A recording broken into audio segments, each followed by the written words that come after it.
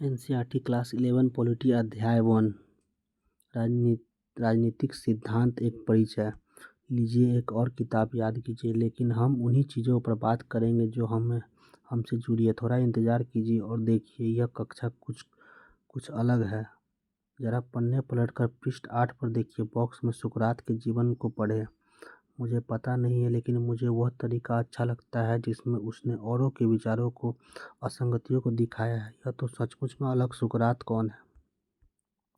राजनीतिक सिद्धांत एक परिचय। मनुष्य दो मामलों में अद्वितीय है। उसके पास विवेक होता है, वह अपनी गतिविधियों में उसे व्यक्त करने की योग्यता होती है। उसके पास भाषा का प्रयोग और एक दूसरे से संवाद करने की क्षमता भी होती है। अन्य प्राणियों से इतर मनुष्य अपने अंतरंग भावनाओं और आकांक्षाओं को व्यक्त कर सकता है। वह जिन्हें अच्छा और वांछनीय मानता है, अपने उन विचारों को साझा कर सकता है, उन पर चर्चा कर सकता है। राजनीतिक सिद्धांत की जड़ें मानव अस्मिता के इस जुड़वा पहलुओं में होती है। यह कुछ खास बुनियादी प्रश्नों का विश्लेषण करता है, जैसे समाज को कैसे संगठित होना चाहिए, हमें सरकार की जरूरत क्यों है, सरकार का सर्वश्रेष्ठ रूप कौन सा है, क्या कानून हमारी आज़ादी को सीमित करता है, राजसत्ता की हमें नागरिकों के प्रति क्या देनदारी है, नागरिकों के रूप में एक दूसरे के प्रति हमारी क्या देनदारी है। राजनीतिक सिद्धांत की इस तरह के प्रश्नों को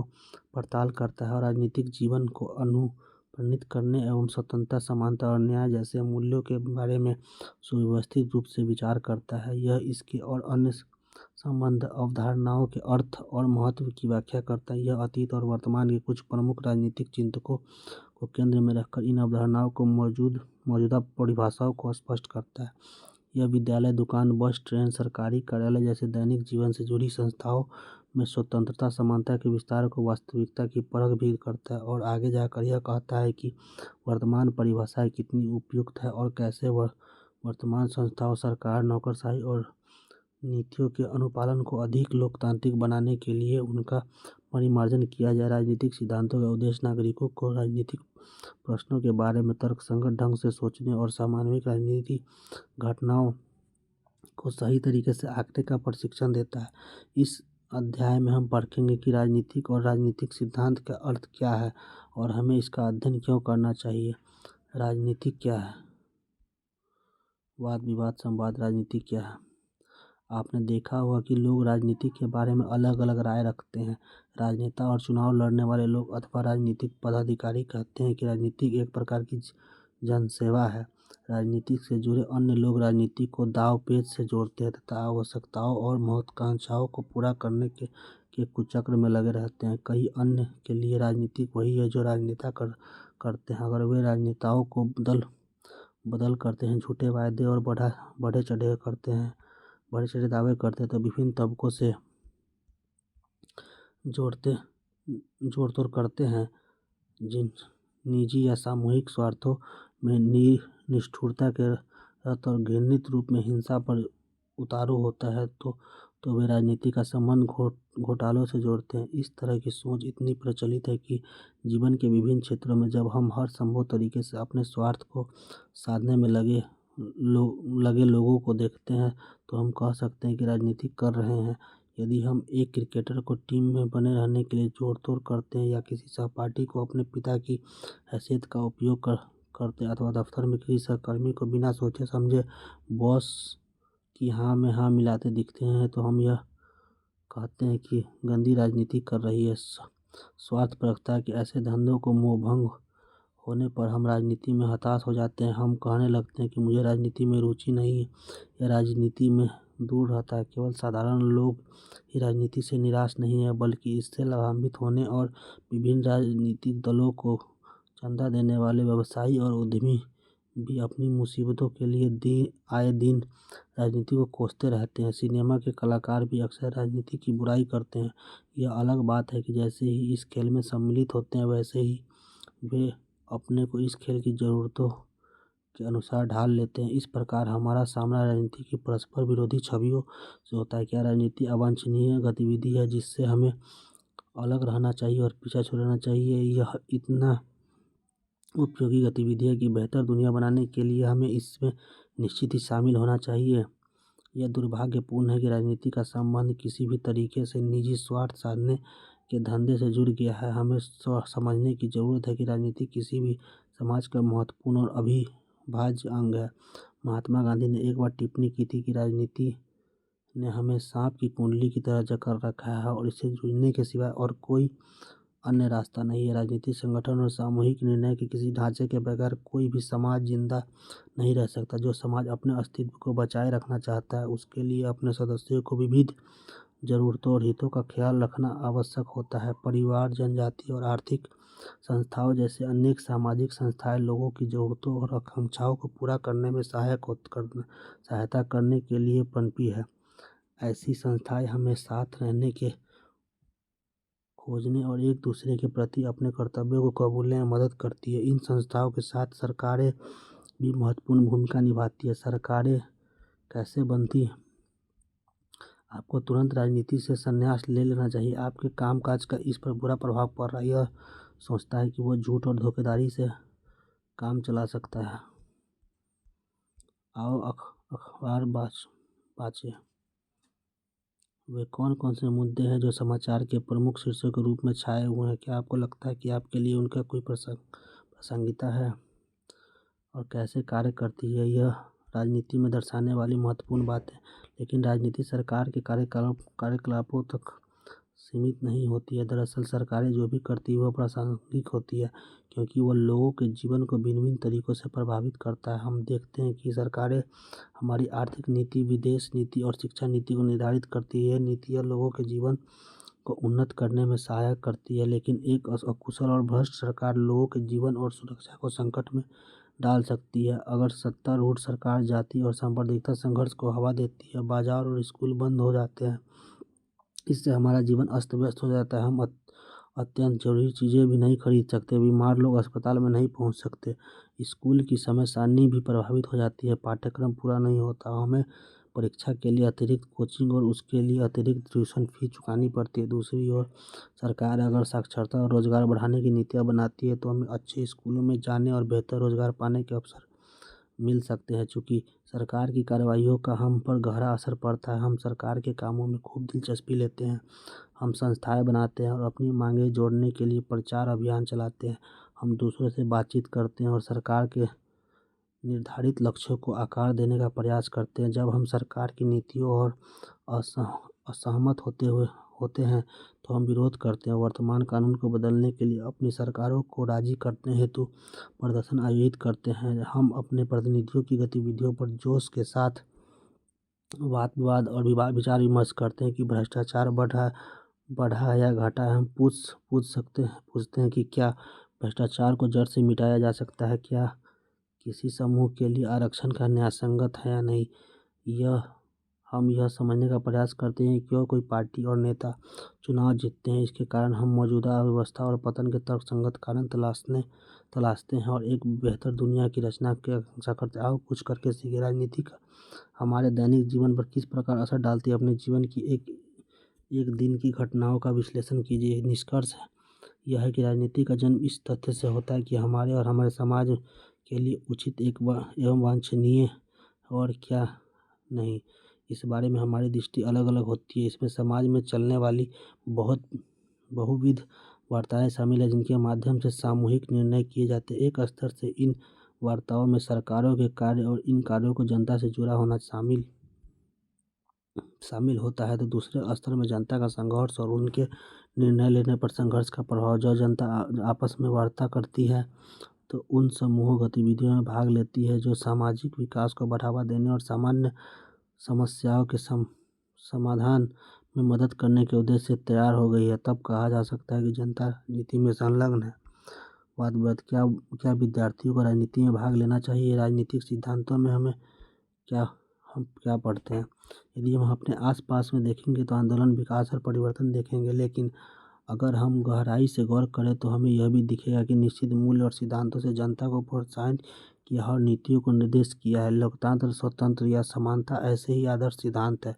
विभिन्न देश ऐसे मूल्यों को अपने संविधान में प्रस्तावित कर उनकी हिफाजत करने का प्रयास करते हैं, जैसा कि अमेरिकी और भारतीय संविधानों में किया गया है। हालांकि इन संवैधानिक दस्तावेजों की उत्पत्ति रातों रात नहीं हुई। इसका निर्माण उन विचारों और सिद्धांतों के आधार पर हुआ है जिस पर कौटिल्य और अरस्तू से लेकर Jacques Rousseau, Karl Marx, Mahatma Gandhi और डॉक्टर भीमराव अम्बेडकर तक के समय से वाद विवाद होता आया। बहुत पहले ईसा पूर्व 5वीं शताब्दी में प्लेटो और अरस्तू ने अपने विद्यार्थियों से विचार विमर्श किया कि राजतंत्र और लोकतंत्र में कौन सा तंत्र बेहतर है। आधुनिक काल में सबसे पहले रूसो ने सिद्ध किया कि स्वतंत्रता मानव मात्र का मौलिक अधिकार है। कार्ल मार्क्स ने तर्क दिया कि समानता भी उतनी ही निर्णायक होती है जितनी कि स्वतंत्रता। अपने देश में गांधी जी अपनी पुस्तक हिंद स्वराज में वास्तविक स्वतंत्रता या स्वराज के अर्थ का विवेचना किया। अम्बेडकर ने जोरदार तरीके से तर्क रखा है कि अनुसूचित जातियों को अल्पसंख्यक माना जाना चाहिए और उन्हें विशेष संरक्षण मिलना चाहिए। इन विचारों को भारतीय संविधान की प्रस्तावना में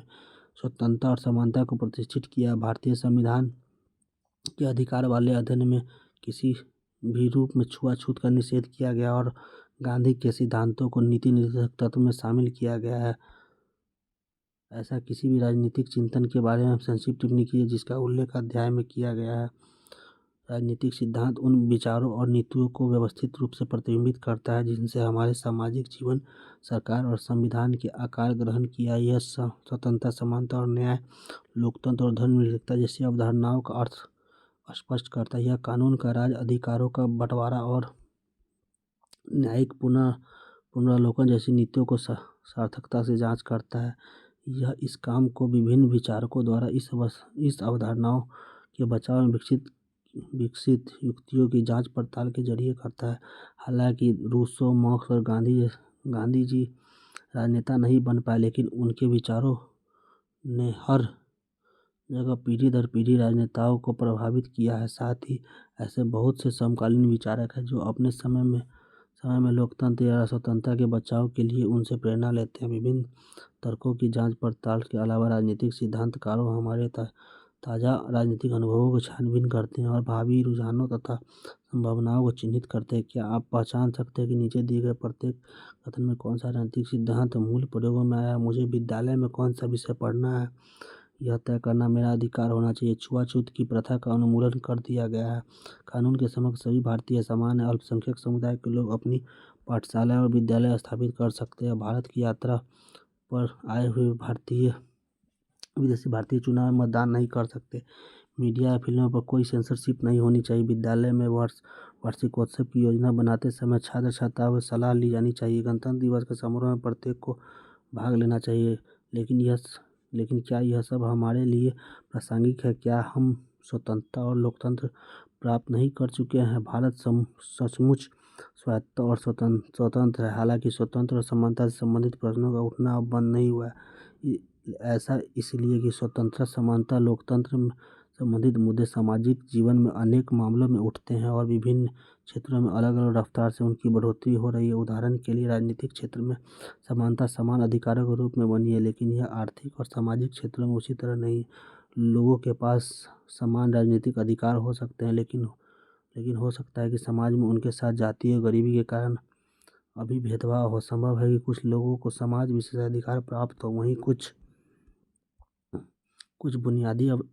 दूसरे बुनियादी आवश्यकताओं तक से वंचित हो। कुछ लोग अपना मनचाहा लक्ष्य पाने का सक्षम हो, जबकि कई लोग भविष्य में अच्छी रोजगार पाने के लिए जरूरी स्कूलें या पढ़ाई में भी अक्षम हो। उनके लिए स्वतंत्रता अभी भी दूर का सपना। दूसरे, हालांकि हमारे संविधान में स्वतंत्रता की गारंटी दी गई है, फिर भी हमें हरदम नई व्याख्याओं का सामना करना पड़ता है। यह एक ऐसा खेल है खेलने जैसा है। जैसे हम शतरंज या क्रिकेट खेलते हैं तो हम सीखते हैं कि उसके नियमों की व्याख्या कैसी करनी है। इन प्रक्रियाओं से हम खेलने के ही नए व्यापक खोज निकालते हैं। ठीक इसी प्रकार नई परिस्थितियों के मध्य संविधान में दिए गए मौलिक अधिकारों को निरंतर पुनर्व्यवस्था की जा रही है। इसी की एक बागवानी तो यही है कि आजीविका के अधिकार को जीवन के अधिकार में शामिल करने के लिए अदालतों द्वारा उसकी पुनर्व्यवस्था की गई है। सूचनाओं के अधिकार की गारंटी एक नए कानून की द्वारा की गई। समाज बार बार चुनौतियों का सामना करता है। इस क्रम में नई व्याख्याएं पैदा होती है। समय समय साथ साथ संविधान में दिए गए मौलिक अधिकारों में संशोधन हुए हैं। इनका विस्तार यद्यपि न्यायिक व्याख्या और सरकारी नीतियाँ नई समस्याओं का सामना करने के लिए बनाई गई हैं। विभिन्न समाचार पत्रों और पत्रिकाओं में कार्टून इकट्ठा कीजिए। इन कार्टूनों में किन मुद्दों को उठाया गया? यह कार्टून कौन कौन से राजनीतिक अवधारणाओं को रेखांकित कीजिए।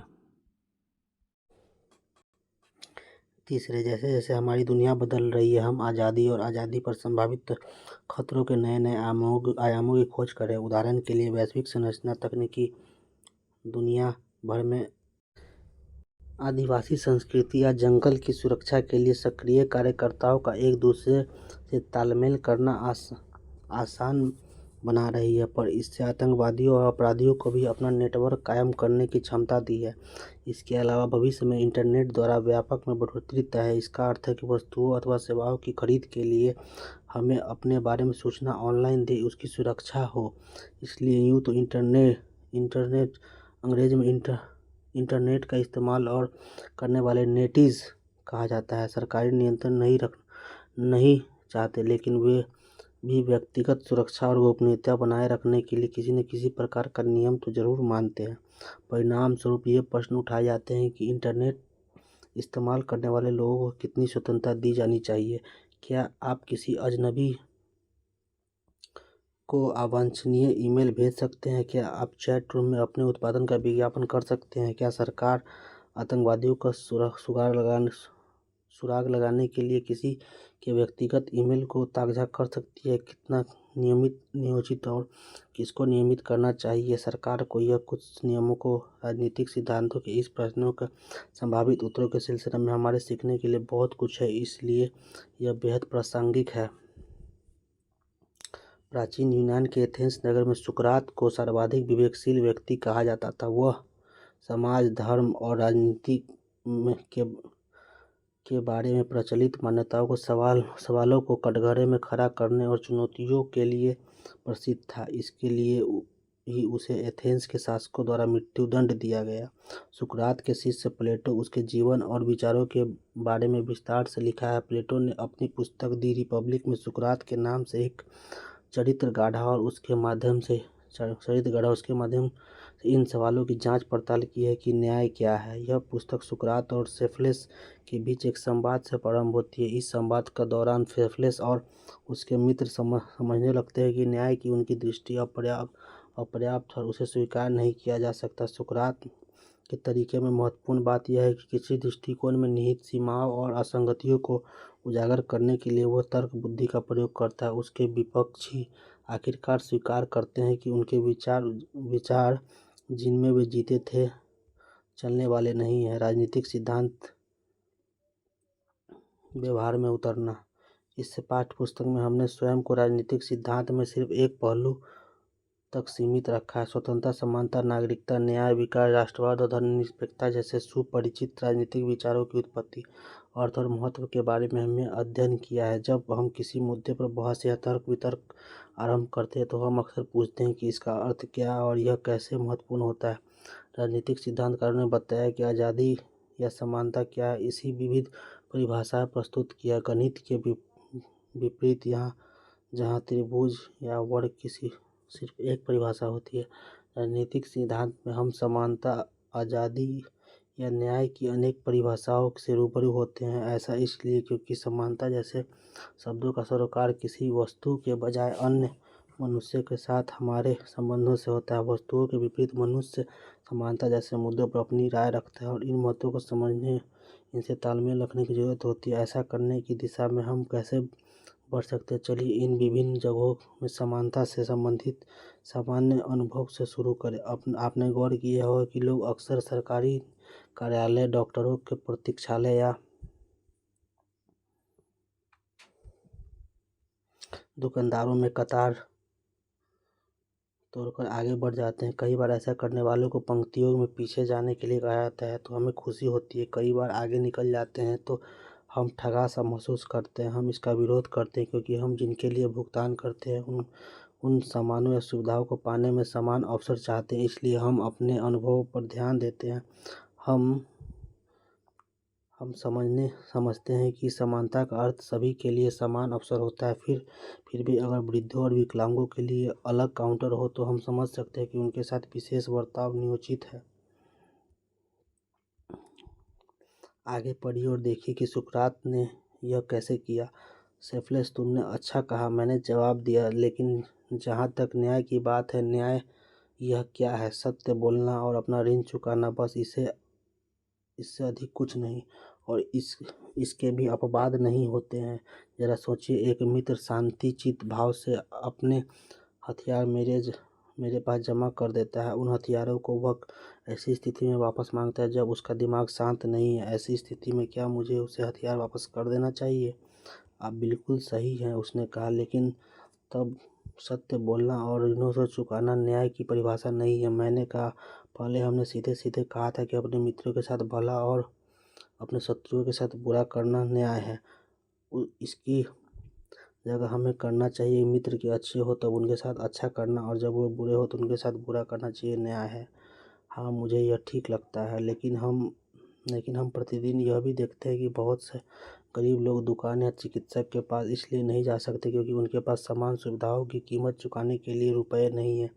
इसमें से कुछ लोग दैनिक मजदूर होते हैं जो घंटों पत्थर काटते या ईंटें पाथते हैं। अगर हम संवेदनशील है तो महसूस करते हैं कि यह अनुचित है कि समाज में कुछ सदस्यों की बुनियादी ज़रूरतें भी पूरी हो। तब हम इन अनुभवों से गुजरते हैं कि समानता में किसी न किसी प्रकार की निष्पक्षता बरतनी चाहिए ताकि लोग अनुचित रूप से शोषित न हो और आर्थिक कारकों की वजह से प्रतिकूल परिस्थितियों के शिकार न हो।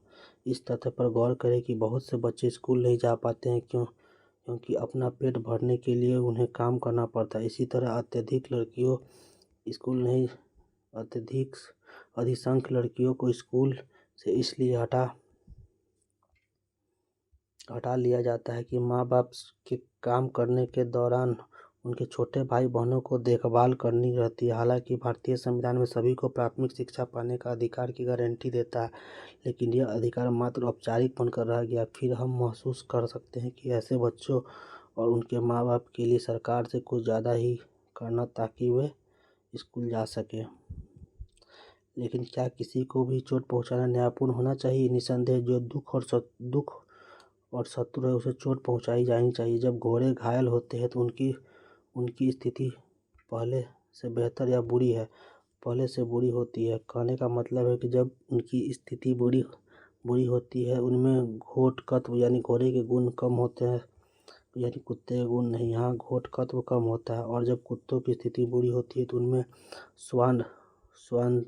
स्वानत कम होता है, घटोत्कच नहीं।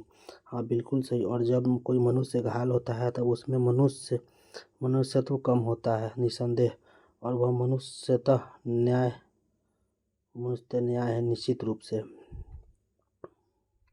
इस प्रकार आप देख सकते हैं कि समानता के बारे में हमारे विचार काफ़ी जटिल है। जब हम पंक्तिबद्ध होते हैं तो खेल के मैदानों में होते हैं, हम समान अवसर चाहते हैं। जब हम किसी अक्षमता के शिकार होते हैं तो हम चाहते हैं कि कुछ विशेष प्रावधान किए जाए। लेकिन जब हम बुनियादी ज़रूरतें ही पूरी नहीं कर पाते तो समान अवसर मिलना भी पर्याप्त नहीं है। हमें स्कूल या संसाधनों, रोजगार, अच्छा वेतन, रियायती अस्पताल आदि का समुचित बंटवारा जैसे अग्रणी उपायों को सहायता पाने में समर्थन बनाया जाना चाहिए। इसका अर्थ यह हुआ कि निष्पक्षता को सुनिश्चित करने के लिए किसी एजेंसी को जिम्मेदार बनाने की ज़रूरत है। इस प्रकार हमारे पास समानता की अनेक परिभाषाओं की होने की वजह यह है कि समानता का अर्थ प्रसंग पर निर्भर करता है। हमने इसके उस अर्थ को शुरुआत किया जो स्वयं हमारे लिए, और फिर इससे इनका विस्तार गरीब, वंचित, बूढ़े, बुजुर्गों आदि बाकी लोगों के लिए किया गया। हमने अर्थ की कई परतें खोली। हम पूर्ण रूप से समझे बगैर राजनीतिक सिद्धांत गढ़ते रहे। तब तो मनुष्य घायल होता है, वह निश्चित रूप से अन्यायपूर्ण बन जाता है। हाँ, परिणाम तो यही है। लेकिन क्या संगीतकार अपनी कला से मनुष्य को संगीत से दूर कर सकता है? बिल्कुल नहीं। और घुड़सवार अपनी कला से एक बुरा घुड़सवार बनता है? असंभव। और क्या कोई न्यायपूर्ण व्यक्ति न्याय के द्वारा लोगों को न्यायपूर्ण बना सकता है या सामान्य शब्दों में सद्गुण संपन्न व्यक्ति किसी को बुरा बना सकता है? निश्चित रूप से नहीं। और ना ही अच्छा व्यक्ति किसी को नुकसान पहुंचा सकता है? हाँ, यह संभव है। और न्यायपूर्ण व्यक्ति से अच्छा व्यक्ति होता है? निश्चित रूप से। राजनीतिक अवधारणाओं के अर्थ को राजनीतिक सिद्धांतकार यह देखते हुए स्पष्ट करते हैं कि आम भाषा में इसे कैसे समझा और बढ़ता जाता है। ये विविध अर्थों और रायों पर विचार विमर्श और उनकी जांच पड़ताल के लिए सुव्यवस्थित तरीके से करते हैं। अवसर की समानता, कब पर्याप्त, कब लोगों को विशेष बर्ताव की जरूरत होती है, ऐसा विशेष बर्ताव कब तक और किस हद तक किया जाना चाहिए, क्या गरीब बच्चों को स्कूल में बने रहने के लिए प्रोत्साहित करने हेतु दोपहर का भोजन दिया जाना चाहिए, ये कुल ऐसे प्रश्न हैं जिनकी ओर वे मुखाबित होते हैं। आप भी देख सकते हैं कि ये मसले बिल्कुल व्यावहारिक होते हैं। वे शिक्षा और रोजगार के बारे में सार्वजनिक नीतियाँ तय करने में मार्गदर्शन करते हैं। जैसा समानता के मामले में वैसे ही अन्य अवधारणाओं के मामले में भी राजनीतिक सिद्धांतकारों को रोजमर्रा के विचारों से उलझना पड़ता है, संभावित अर्थों पर विचार विमर्श करना पड़ता है और नीतिगत विकल्पों को सूत्रबद्ध करना पड़ता है। आज़ादी, नागरिकता, अधिकार, विकास, न्याय, समानता, राष्ट्रवाद और धर्मनिरपेक्षता आदि कुछ अवधारणाओं पर हम अगले अध्याय में विचार करेंगे। तब मित्र या किसी भी अन्य व्यक्ति को नुकसान पहुंचाना एक न्यायपूर्ण व्यक्ति का नहीं वरन उसे ठीक उलट कर एक अन्यायपूर्ण व्यक्ति का ही काम होता है। मेरा सोचना है कि सुकरात, तुम जो कह रहे हो वह काफ़ी सत्य है और किसी रोग से बचाव या रोकथाम में सर्वाधिक कुशल होता है वही उसे पैदा करने में सर्वाधिक सक्षम है। सच बात है। और जो शत्रु जीत सकता है वही किले का सबसे अच्छा रक्षक होता है। निश्चित ही। तब तो किसी चीज़ को रखवाला हो तो वह अच्छा चोर भी होता है। हाँ, इससे तो यही निष्कर्ष निकलता है। तब अगर न्यायपूर्ण व्यक्ति धन की रक्षा में अच्छा होता है तो गबन करने में भी अच्छा होता है। इस तर्क में यही निहित है। हमें राजनीतिक सिद्धांतों को क्यों पढ़ना चाहिए? हमारे अपने राजनीतिक आदर्श होते हैं, पर क्या हमें राजनीतिक सिद्धांतों के अध्ययन की ज़रूरत है? क्या राजनीति करने वाले राजनेताओं के लिए भी, नीति बनाने वाले नौकरशाहों के लिए भी राजनीतिक सिद्धांत पढ़ने वाले अध्यापकों के लिए भी ज़्यादा उपयुक्त नहीं है? बेहतर तो यह होगा कि राजनीतिक सिद्धांत संविधान और कानून की व्याख्या करने वाले वकील या जज कार्यकर्ताओं और पत्रकारों को पढ़ना चाहिए, जो शोषण का पर्दाफाश करते हैं और नए अधिकारों की मांग करते हैं। हमें आज़ादी या समानता का अर्थ जानने से मिलेगा। पहली बात तो यह कि राजनीतिक सिद्धांत ऐसे सभी समूहों के लिए प्रासंगिक है। छात्र के रूप में हम भविष्य में उपरोक्त पेशे में किसी एक को चुन सकते हैं और इसीलिए परोक्ष रूप से यह भी हमारे लिए प्रासंगिक है। क्या हम गणित नहीं पढ़ा सकते जबकि हम में से सभी गणितज्ञ व इंजीनियर नहीं बनेंगे? क्या इसलिए कि बुनियादी अंक गणित जीवन में सामान्यतः उपयोगी होता है? दूसरी बात यह कि हम सभी मत देने और अन्य मसलों के फैसले करने के अधिकार संपन्न नागरिक बनने जा रहे हैं। दायित्व कार्य निर्वाह करने के लिए उस राजनीतिक विचारों और संस्थाओं की बुनियादी जानकारी हमारे लिए मददगार होती है, जो हमारी दुनिया को आकार देती है। सूचना परक समाज में यदि हमें ग्राम सभा में सहभागी होना हो तो वेबसाइट और मतदान पर अपनी राय पेश करनी है तो हमारा तर्कशील और जानकार होना निर्णायक होता है। यदि हम मनमाने तरीके से अपनी वरीयता प्रकट करें तो हम ज़्यादा प्रभावशाली नहीं होंगे, लेकिन यदि हम विचारशील और परिपक्व हैं तो हम अपने साझा हितों की गढ़ने और व्यक्त करने के लिए नए माध्यमों का उपयोग कर सकते हैं। तब सभी न्यायपूर्ण व्यक्तियों के चोर बन जाने के बाद क्या यह तर्क दोगे कि अच्छा है हमारे मित्र हैं जो बुरे हैं वे भी शत्रु हैं? हाँ, पहले हम सीधे कहा था कि अपने मित्रों के साथ भला करना और अपने शत्रुओं के साथ बुरा करना न्याय है। इसकी जगह हमें करना चाहिए मित्र अच्छे हों तब उसके साथ अच्छा करना और जब शत्रु बुरे हो तो उनके साथ बुरा करना न्याय है। हाँ, मुझे यह ठीक लगता है। लेकिन क्या किसी को भी चोट पहुंचाना न्यायपूर्ण होना चाहिए? निसंदेह जो दुष्ट और शत्रु है उन्हें चोट पहुंचाई जानी चाहिए। जब घोड़े घायल होते हैं तब उनकी स्थिति पहले से बेहतर होती है या बुरी? पहले से बुरी होती है। कहने का मतलब है कि जब उनकी स्थिति बुरी होती है तो उनमें घोटकत्व कम हो जाता है, सांत्वना नहीं। हाँ, घोटकत्व कम होता है। नागरिक के रूप में हम किसी संगति कार्यक्रम के श्रोता जैसे होते हैं। हम गीत और लय की व्याख्या करने वाले मुख्य कलाकार नहीं होते, लेकिन हम कार्यक्रम तय करते हैं, प्रस्तुति का रसास्वाद करते हैं और नए अनुरोध करते हैं। क्या आपने गौर किया है कि संगीतकार तब बेहतर प्रदर्शन करते हैं जब उन्हें श्रोताओं के जानकार और कदरदान होने का पता रहता है। इसी तरह शिक्षित और सचेत नागरिक भी राजनीति करने वालों को जनाभिमुख बना देते हैं। तीसरी बात यह है कि आज़ादी, समानता और धर्मनिरपेक्षता हमारे जीवन के अमूर्त मसले नहीं है। परिवार, विद्यालयों, महाविद्यालय, व्यावसायिक केंद्रों आदि में तरह तरह के भेदभाव का हम प्रतिदिन सामना करते हैं। हम स्वयं भी अपने से भिन्न लोगों के प्रति पूर्वाग्रह रखते हैं, चाहे वे अलग जाति के हो या अलग धर्म के अथवा अलग लिंग या वर्ग के। यदि हम उत्पीड़न महसूस करते हैं तो पीड़ा का निवारण करना चाहते हैं। यदि उसमें विलम्ब होता है तब हम महसूस करते हैं कि हिंसक क्रांति उचित है। यदि हम विशेषाधिकार संपन्न हैं तो हम सम्मान के लिए संघर्ष, अपने नौकरों और नौकरानियों के उत्पीड़न से भी इनकार करते हैं। कभी कभी हम यह भी महसूस करते हैं कि हमारे नौकर उसी व्यवहार के योग्य है जो उनके साथ हो रहा है। राजनीतिक सिद्धांत बस यही करता है कि वह राजनीतिक चीज़ों के बारे में अपने विचारों और भावनाओं के परीक्षण के लिए प्रोत्साहित करता है। थोड़ी अधिक सतर्कता से देखने से हम अपने विचारों और भावनाओं में उदार होते जाते हैं। और जब कुत्तों की स्थिति बुरी होती है तो उसमें स्वांतता कम हो जाती है, घटोत्कच नहीं। हाँ, बिल्कुल सही। और जब कोई मनुष्य घायल होगा तब उसमें मनुष्यत्व कम हो जाएगा, निसंदेह। और वह मनुष्यत्व न्याय है। निश्चित रूप से जब मनुष्य घायल हो जाता है तो निश्चित रूप से अन्यायपूर्ण बन जाता है। हाँ, परिणाम तो यही है। लेकिन क्या संगीतकार अपनी कला से मनुष्य को संगीत से दूर कर सकता है? बिल्कुल नहीं। और घुड़सवार अपनी कला से उसे एक बुरा घुड़सवार बनाता है? असंभव। और क्या न्यायपूर्ण व्यक्ति न्याय के लिए लोगों को अन्यायपूर्ण बना सकता है? और अंत में छात्रों के रूप में हम बहस और भाषण प्रतियोगिता के हिस्सा लेते हैं। हमारी अपनी राय होती है कि क्या सही और क्या गलत, क्या उचित और क्या अनुचित, पर यह हम नहीं जानते कि तर्क संगत है या नहीं। जब हम दूसरे से बहस करते हैं तो हम अपने विचारों को बचाव करने की जरूरत महसूस करते हैं और इसके तर्क और युक्तियाँ तलाशते हैं। राजनीतिक सिद्धांत हमें न्याय और समानता के बारे में सुव्यवस्थित सोच से अवगत कराते हैं ताकि हम अपने विचारों को परिष्कृत कर सकें और सार्वजनिक हितों में सुविज्ञ तरीके से तर्क वितर्क कर सकें। तर्कसंगत ढंग से बहस करने और प्रभावी तरीकों से संप्रेषण करने और कौशल वैश्विक सूचना व्यवस्था में महत्वपूर्ण गुण साबित होते हैं।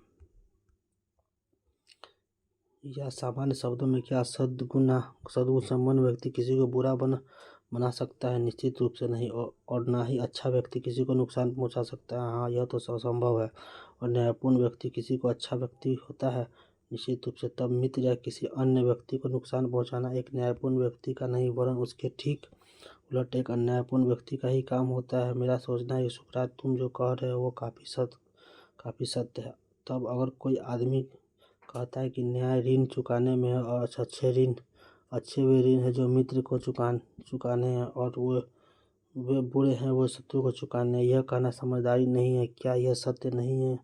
जैसे कि स्पष्ट रूप से दिखाया जा चुका है, किसी को भी चोट पहुंचाने किसी भी स्थिति में न्यायपूर्ण नहीं हो सकता। पॉली मार्क्स ने कहा, मैं तुमसे सहमत हूँ।